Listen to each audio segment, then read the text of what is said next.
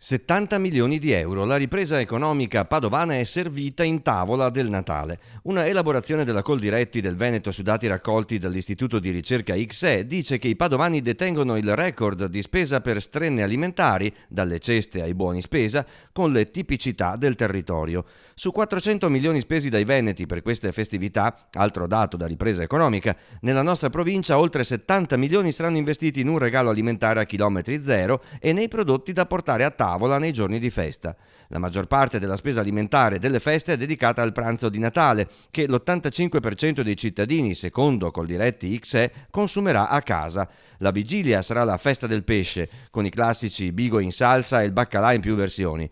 Il 25 vincerà la carne, con bolliti, cotechini, arrosti, dall'agnello al tacchino, ma anche minestre, zuppe, paste ripiene, cappelletti in brodo.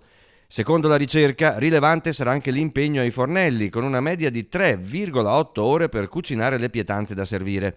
La maggioranza resterà in cucina meno di 3 ore, ma tra coloro che hanno risposto al sondaggio, il 16% lavorerà da 3 a 5 ore in cucina e il 18% oltre 5 ore.